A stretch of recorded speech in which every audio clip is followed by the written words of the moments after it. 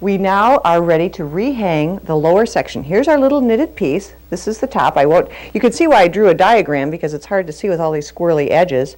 This is where we're going to rehang and knit the rib down, but we are going to rehang with the wrong side facing us. And I'm also going to remove some of these clips here. We don't need all this weight clanging and dangling around. When you're making this particular piece, you might get confused and want to rehang your waist yarn loops because you have so much waist yarn and so little body.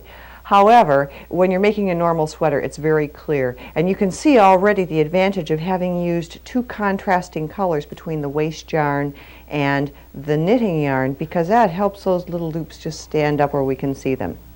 We are also going to rehang 47 rather than 48. We started with 48 stitches, but these really are not stitches. These are actually the loops that go down between the stitches, so there's always one less than those that you cast on.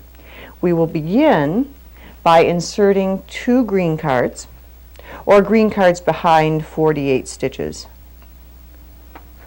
Actually 47. It doesn't matter. I just stick on some green cards so I know that I'll have enough. And we're going to be using a transfer tool. I think for this one I'll use the 3x1. And as I pick this up, I've got the weighted hem still on there, and I don't want to support all this weight in my hands, so I'm going to come over to the left and hang, whoops, there, that one doesn't want to stay out. Hang that waist yarn. All that does is support the knitting for me, and it's very nice not to have to be grabbing onto that while I'm doing this other stuff as well. We come to the end to find our very end loop, and this, interestingly, is not that end loop. Our little loops are just standing up there beautifully, and I'm going to pick up the first 3 at once and simply transfer them back. Now I'm also using my left hand right now to support the weight of the weighted hem. If I were to let go of this, nothing too serious would happen, but there's very few loops there, and it all would drag. It would drag down too much. So I'm just going to rehang these all the way across. If you were making an adult sweater, this would be the place where you would double up. Typically a waist or a hip length sweater that normal people wear is 10% less. So you would hang 9 of these loops and then just like this, take that 10th loop and double it up. I wear a lot of waist length sweaters, so I actually reduce by 20 to 25%. It's wonderful. It sucks in, it makes it look like you have a waist, whether you have one or not. And in that case, you have to double up every 3 or 4 times. Okay, I'd like you to stop the tape, insert your green cards, and rehang all the loops. Be careful not to get your waist yarn. Rehang all the loops all the way across, then turn the tape back on.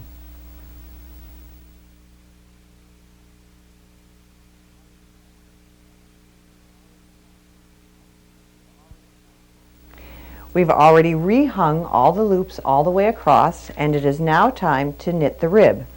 First, we're going to put these needles into a position where they'll knit by removing the green cards and using them. I sort of hold them together like this and push all the knitting back. It doesn't have to go behind the latches this time, just back to working position.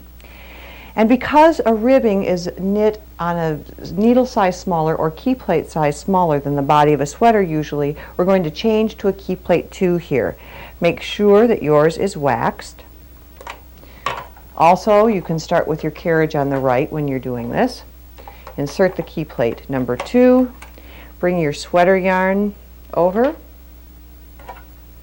Lay the sweater yarn into both eyes of the carriage and knit across.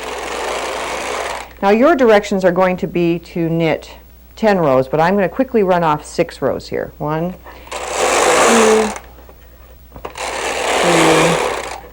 4, 5, 6. And I'm going to knit one last row very loosely. You have a couple of choices here. You may knit this manually if you want, getting nice loose stitches, but when you're using a size 2 key plate, you actually can replace it with a 4. This bind off in rib row has to be very, very loose. I insert my 4 key plate, and not only do I want to rely on that, but as I knit across, I bring it right to the edge and drop it. I'm actually going to grab onto my weighted hem, tug down real hard, hopefully not pulling the frame off the table. You have to use extra hard downward pressure on your handle because you're fighting it. This is also a thick yarn. Okay, now look at the size of those loops compared to the ones below it. That is going to help us convert to rib and bind off loosely and ribbing all at the same time.